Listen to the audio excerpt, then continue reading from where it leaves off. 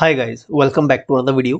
HPPSC PGT history का examination आज conduct करवाया गया। पेपर 1 हमने पहले डिस्कस कर लिया था।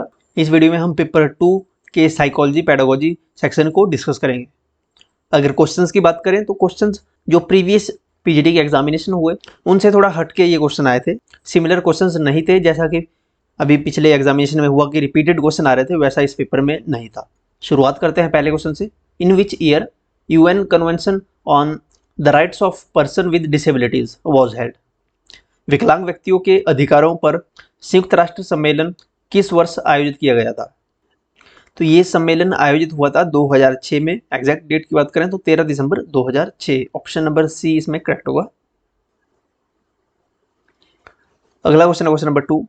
विच among the following includes all measures aimed at reducing the impact of disabling and handicapping conditions enabling the disabled and handicapped to achieve social integration। निम्नलिखित में से किसके प्रभाव को कम करने के उद्देश्य से सभी उपाय शामिल हैं? विकलांगों और विकलांगों को सक्षम बनाने वाली अक्षमता और विकलांगता की स्थितियां सामाजिक एकीकरण प्राप्त करें। रिहेबिलिटेशन को कम करने के लिए यानी पुनर्वास को कम करने के लिए ये सभी उपाय शामिल हैं। ओके, ऑप्शन बी करेक्ट होगा, रिहेबिलिटेशन। थर्ड क्वेश्चन है for successful inclusion of students with visual impairment which of the following becomes a barrier. दृष्टिबाधित छात्रों के सफल समावेशन के लिए निम्नलिखित में से कौन बाधा बनता है?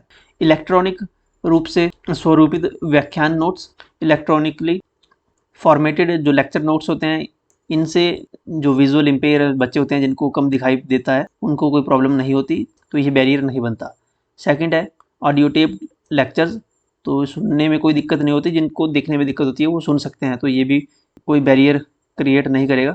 थर्ड है ग्राफिक सामग्री के स्पर्श model, tactile models of graphic material, तो स्पर्श मॉडल छूने वाले मॉडल टेक्टाइल मॉडल से कोई बैरियर क्रिएट नहीं होता, ये भी नहीं होगा। रिटन डिस्क्रिप्शंस एंड डायग्राम्स, हाँ, जब लिखित विवरण होता है और चित्र होते हैं उनको समझने में जिनको विजुअल इम्पेयरमेंट है, दिखने में दिक्कत है, उनको ये बैरियर क्रिएट कर सकता है ये मेथड। ओके, तो ऑप्शन डी करेक्ट होगा, इसमें ये क्रिएट कर सकता है barrier. Okay, option D correct होगा। फोर्थ क्वेश्चन है before starting a school for disadvantaged group of society the government is required to carry out. समाज के वंचित समूह के लिए स्कूल शुरू करने से पहले सरकार को क्या करना आवश्यक है? वंचित समूह के लिए, समाज के वंचित समूह के लिए स्कूल स्टार्ट करने से पहले गवर्नमेंट को क्या करना चाहिए? गवर्नमेंट को कॉस्ट बेनिफिट एनालिसिस करनी चाहिए। Okay, cost benefit analysis. Next question है question number 5। Which of the following is known as unit cost. निम्नलिखित में से किसे इकाई लागत के रूप में जाना जाता है? Unit cost. Unit cost is known as total expenditure by the institution divided by the total number of students is called unit cost। Okay, संस्थान द्वारा कुल व्यय डिवाइडेड बाय छात्रों की कुल संख्या। ओके, ऑप्शन डी करेक्ट होगा, इसे कहते हैं इकाई लागत। अगला क्वेश्चन है question number 6। Which of the following are advantages of the distance education system. Distance education system जैसे Indira Gandhi national open university है या और SOS है, जो डिस्टेंस एजुकेशन है, इसमें डेली क्लासेस में लगाने के लिए नहीं जाना पड़ता है अटेंडेंस के लिए। इनकी एडवांटेजेस क्या क्या है? Free education for all, distance education free नहीं होती। Flexible system of education, yes flexible है, बिल्कुल सही है। अनक्रेजेस अर्न एंड लर्न अप्रोच, बिल्कुल सही है। आप अगर कोई जॉब करते हो तो उसके साथ आप पढ़ाई कर सकते हो, लर्न एंड अर्न अप्रोच इसमें चलेगी। No regular attendance is required, बिल्कुल सही है, अटेंडेंस रेगुलर नहीं चाहिए होती, आपको शॉर्ट टाइम पीरियड के लिए जाना होता है क्लास लगाने अगर कहीं भी ज़रूरत हो। ओके, फिफ्थ स्टेटमेंट है high and complex method of knowledge एक्वाइजिशन। Knowledge acquire करने के लिए कोई हाई और कॉम्प्लेक्स मेथड नहीं होते हैं, इजी होता है डिस्टेंस एजुकेशन सिस्टम। ओके, तो ये गलत है, तो यहाँ पे second, third and fourth statement सही है, second, third and fourth only. चलिए अगला क्वेश्चन है क्वेश्चन नंबर 7 क्वेश्चन है ये इंफॉर्मेशन टेक्नोलॉजी IT से, कंप्यूटर से क्वेश्चन है ये। विच of the following is not a web 2.0 tool. Web 2.0 tool कौन सा इनमें से नहीं है? तो ईमेल जो है ये वेब 2.0 टूल नहीं है। Blog, Wikipedia, social media platforms ये वेब 2.0 टूल्स हैं। ओके, ऑप्शन सी इसमें करेक्ट होगा, ये टूल नहीं है ईमेल। ईमेल ये एक कम्युनिकेशन टूल है ओनली। ओके, अगला क्वेश्चन है question number 8। Shodhganga website is mainly useful to researchers for filling the blanks in India. Shodhganga जो वेबसाइट है मुख्य रूप से भारत में फिलिंग द ब्लैंक्स के शोधकर्ताओं के लिए उपयोगी है।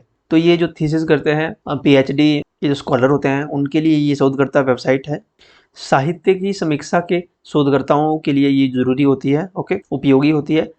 Review of literature, option B इस क्वेश्चन का करेक्ट होगा। अगला क्वेश्चन है question number 9। Choose the correct answer from the codes given below. The 5 E's of constructivism are. 5 E कौन कौन से हैं कंस्ट्रक्टिविज्म के, रचनावाद के 5 E कौन कौन से हैं, फुल फॉर्म बतानी है। तो 5 E है, पहला है engage, explore, explain, elaborate and evaluate. Engage, explore, explain, elaborate and evaluate, ये 5 E's हैं ऑफ कंस्ट्रक्टिविज्म। ओके, रचनावाद के। ऑप्शन नंबर सी करेक्ट होगा। क्वेश्चन नंबर 11th है शिक्षा के संदर्भ में रूब्रिक्स का प्रयोग। रूब्रिक्स के प्रयोग का प्राथमिक उद्देश्य क्या होता है, प्राइमरी पर्पस क्या होता है रूब्रिक्स यूज करने का? विद्यार्थियों को उनके प्रदर्शन के आधार पर ग्रेड प्रदान करना, या शिक्षकों को छात्रों के लिए प्लेसमेंट की जानकारी प्रदान करना, या शिक्षकों को उनकी शिक्षण विधियों के संबंध में निरंतर प्रतिक्रिया प्रदान करना, या फोर्थ वन दिया है छात्र कार्य के मूल्यांकन के लिए विशिष्ट मानदंडों का आकलन और संचार करना। तो फोर्थ वन तो बिल्कुल करेक्ट है। जो रूब्रिक्स है इनका प्राइमरी यूज होता है to access and communicate specific criteria for evaluating students work. Okay, students work को इवेल्युएट करने का स्पेसिफिक क्राइटेरिया है। ऑप्शन डी तो करेक्ट है, यानी कि ऑप्शन ए चला जाएगा, ऑप्शन बी चला जाएगा। हमारे बचते हैं ऑप्शन सी और डी में से एक होगा।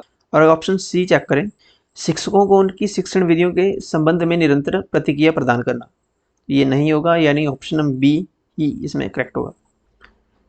शिक्षकों को छात्रों के लिए प्लेसमेंट की जानकारी प्रदान करना। ओके, ऑप्शन बी और डी करेक्ट है, यानी option D, B and D only. Next question है question number 12। According to Flanders interaction category system, arrange the following verbal behaviours in the sequence for its encoding. Flanders interaction श्रेणी प्रणाली के अनुसार निम्नलिखित मौखिक व्यवहारों को इसके एनकोडिंग के क्रम में व्यवस्थित कीजिए। एनकोडिंग के क्रम में अगर इनको व्यवस्थित करें तो यहाँ पे दिया है lectures, ask questions, give directions, accept और यूज आइडियाज ऑफ पीपल्स, और लास्ट वन दिया है प्रेज और डिस्करेज। तो सबसे पहले क्या आएगा वर्बल बिहेवियर में, यहाँ पे सबसे पहले आएगा प्रेज और डिस्करेज। ओके, पहला तो आएगा प्रेज एंड देन एक्सेप्ट और यूजेज आइडियाज ऑफ पीपल। इसके बाद आएगा विद्यार्थियों के विचारों को स्वीकार करें या उनका प्रयोग करें। ओके, नंबर 2 पे ये फर्स्ट पे पहले प्रशंसा करने या हतोत्साहित करें। थर्ड पे आएगा उनकी उसके बाद प्रश्न पूछें, एंड फोर्थ पे व्याख्यान आएगा लेक्चर, एंड लास्ट में आएगा निर्देश गिव डायरेक्शंस। ओके, यानी 5 4 2 1 3 ऑप्शन डी करेक्ट होगा। Question number 13। Which of the following is an example of higher order of cognitive learning outcome. निम्नलिखित में से कौन सा संज्ञानात्मक सीखने के परिणाम के उच्च क्रम का उदाहरण है? उच्च क्रम का उदाहरण पूछा है, संज्ञानात्मक सीखने के परिणाम के उच्च क्रम का उदाहरण। Learning the facts and their sequences, या learning rules and action sequences, learning of concepts and abstractions, learning of awareness and valuing. यहाँ पे बोला है higher order of cognitive learning outcome. Higher order में आता है कॉन्सेप्ट्स एंड अब्स्ट्रैक्शन, यानी अवधारणाओं और अमूर्तताओं को सीखना। ओके, ये हायर ऑर्डर में आता है लर्निंग के, कॉग्निटिव लर्निंग के। ओके, तो ऑप्शन सी करेक्ट होगा, learning of concepts and abstractions. Question number 14। Which among the following is a purpose of display portfolio. Display portfolio निम्नलिखित में से कौन सा डिस्प्ले पोर्टफोलियो का उद्देश्य है?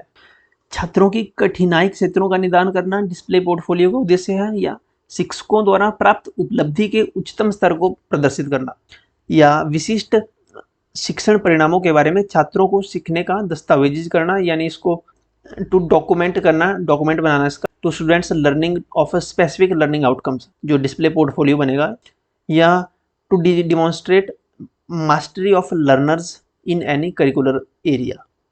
किसी भी पाठ्यचर्या क्षेत्र में शिक्षार्थियों की निपुणता प्रदर्शित करने के लिए उसे डिस्प्ले पोर्टफोलियो का इस्तेमाल होगा। इनमें से कौन सा जो है एम है डिस्प्ले पोर्टफोलियो का? डिस्प्ले पोर्टफोलियो का जो एम है वो है to demonstrate higher level of achievements attend by learners. शिक्षार्थियों द्वारा प्राप्त उपलब्धि के उच्चतम स्तर को प्रदर्शित करना डिस्प्ले पोर्टफोलियो का जो है पर्पज होता है, उद्देश्य होता है।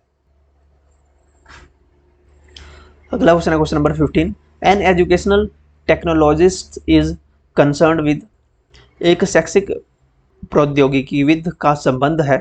An educational technologist is concerned with designing instructions, producing instructional materials, and third, managing instructional computing services or learning resources location collections, and last है applying theories of cognition and research to utilize technologies for the benefit of the learner।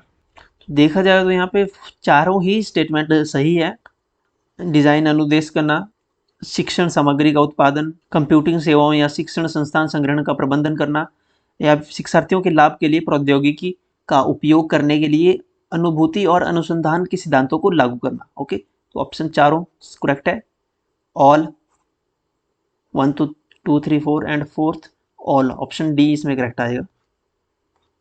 Question number 16 है a history teacher arranged a visit of students to local historical monuments while teaching ancient Indian architecture. This is an example of, एक इतिहास शिक्षक ने प्राचीन भारतीय वास्तुकला पढ़ाते समय छात्रों के लिए स्थानीय ऐतिहासिक स्मारकों की यात्रा की व्यवस्था की। यह इसका एक उदाहरण है। ये किसका उदाहरण है? अनुभवात्मक शिक्षण, ऑप्शन बी करेक्ट होगा। तो ये एक्सपीरियंशियल टीचिंग है, अनुभवात्मक शिक्षण। एक्सपीरियंशियल लर्निंग में या टीचिंग में स्टूडेंट डेवलप कर पाता है relationship between field work and real world. इसमें बच्चा कनेक्ट करता है रियल लाइफ सिचुएशन के साथ। ओके, जैसे यहाँ पे टीचर ले गए इनको लोकल हिस्टोरिकल मोन्यूमेंट्स दिखाने के लिए, जब उन्हें पढ़ाई जा रही थी ancient history, ancient Indian architecture के बारे में इनको पढ़ाया जा रहा था, तो उन्होंने जो चीज़ें पढ़ रहे हैं उनको रियल लाइफ सिचुएशन से रिलेट कर पाई। ओके, तो ऑप्शन बी करेक्ट होगा इसमें। क्वेश्चन नंबर 17 है a technique which basically involves encouraging students to prepare for the lesson before taking the class is, एक तकनीक जिसमें मूल रूप से कक्षा लेने से पहले छात्रों को पाठ की तैयारी के लिए प्रोत्साहित करना शामिल है। ये कैसी क्लास कहलाएगी? This class is called flipped classroom. Okay, flipped classroom. Flipped classroom क्या होता है आप पूछोगे? फ्लिप्ड क्लासरूम ऐसा होता है जो जिसमें जैसे ट्रेडिशनल क्लासरूम है, इसी ट्रेडिशनल फॉर्मेट को थोड़ा सा चेंज करके ट्रेडिशनल लेक्चर क्लास से पढ़ाने से, लेक्चर शुरू करने से पहले कुछ जैसे बताता है, थोड़ा वीडियोस के माध्यम से या टीचिंग एड के माध्यम से कनेक्ट करता है चीज़ों को। ओके, सो ऑप्शन बी इसमें करेक्ट होगा, फ्लिप्ड क्लासरूम। अगला क्वेश्चन है क्वेश्चन नंबर 18। निम्नलिखित में से गुणात्मक अनुसंधान की मुख्य विशेषताओं को पहचानें। गुणात्मक अनुसंधान, the main features of qualitative research. Main feature of qualitative research is it concerned with understanding the phenomena from participants perspective। बिल्कुल सही है। इसका संबंध प्रतिभागी के दृष्टिकोण से घटना को समझने से है। बिल्कुल सही है गुणात्मक अनुसंधान का। सेकंड बोलते हैं it assumes that there are social facts with single objective reality। यह मानता है कि एकल वस्तुनिष्ठ वास्तविकता वाले सामाजिक तथ्य हैं, तो ये करेक्ट नहीं है। थर्ड देखते हैं, शोधकर्ता वर्तमान या अतीत की स्थिति में डूब जाता है। Researcher becomes immersed in the situation present और पास्ट। बिल्कुल सही है। अगला है researcher is detached from the study to about bias. पूर्वाग्रह से बचने के लिए शोधकर्ता को अध्ययन से अलग कर दिया गया है। तो ये बिल्कुल करेक्ट नहीं है, गलत स्टेटमेंट है। फोर्थ अगर लास्ट देखें, दोनों विधियों और अनुसंधान प्रक्रिया में अधिक लचीलापन है। There is a greater flexibility in both the methods and research process. तो ये कहीं ना कहीं सही है, ऑप्शन इसमें करेक्ट होगा। कौन कौन से हैं सही? एक तो फर्स्ट है, फर्स्ट सही है, सेकंड गलत है, थर्ड सही है, एंड फोर्थ गलत एंड लास्ट सही है। तो ए, सी और ई ऑप्शन में है कोई? A, C and E, A, C and E, option पहला करेक्ट होगा, A, C and E. Question number 19 है, विश्वसनीयता से तात्पर्य यह है कि क्या कोई परीक्षण वह मापता है जो वह कहता है। एंड सेकंड स्टेटमेंट है, वैधता से तात्पर्य यह है कि कोई परीक्षण लगातार समान या समान अंक प्राप्त करता है। Reliability refers to whether a test measures what it says it measures. ये स्टेटमेंट सही नहीं है। अगर दूसरी देखे जाए, validity refers to whether a test consistently yields the same as similar scores. ये भी स्टेटमेंट एग्जैक्टली करेक्ट नहीं है। तो यहाँ पे दोनों ही स्टेटमेंट गलत दी गई है कोई option? Statement 1 is correct but statement is incorrect. Both statements 1 and 2 are incorrect. Option B correct होगा, both statements 1 and 2 are incorrect. Last question देखते हैं। लास्ट क्वेश्चन है question number 20, which of the following sequences accurately represents Morrison's stages of teaching. Morrison's stages of teaching का सटीक प्रतिनिधित्व करता है। तो सबसे पहले आती है मॉरिसन के शिक्षण के स्टेजेस की एक्सप्लोरेशन, ओके, एक्सप्लोरेशन। सेकंड पे प्रेजेंटेशन, थर्ड पे यहाँ पे रेसिटेशन दे दी है इन्होंने, वैसे रेसिटेशन कई यहाँ पे कई जगह पे लास्ट में भी है, ओके। फिर एसिमिलेशन और ऑर्गेनाइजेशन। तो हम ऑप्शन सी ही यहाँ पे लेकर चलेंगे। अब देखना होगा कि ये क्वेश्चन स्क्रैप होता है या इसका ऑप्शन सी ही करेक्ट करते हैं। स्टार्टिंग के दो तो यही होंगे, एक्सप्लोरेशन और presentation. Okay, so that's it. ये 20 questions, approx 20 questions PGT history में पूछे गए थे। जो 80 क्वेश्चंस अलग से बचते हैं पेपर 2 के, नेक्स्ट वीडियो में हम डिस्कस करेंगे। तो तब तक आप चैनल को सब्सक्राइब कर लें एंड हमारे साथ टेलीग्राम पे जुड़ने के लिए आप टेलीग्राम ज्वाइन कर सकते हो। टेलीग्राम का लिंक मिलेगा आपको वीडियो की डिस्क्रिप्शन में। Thank you so much.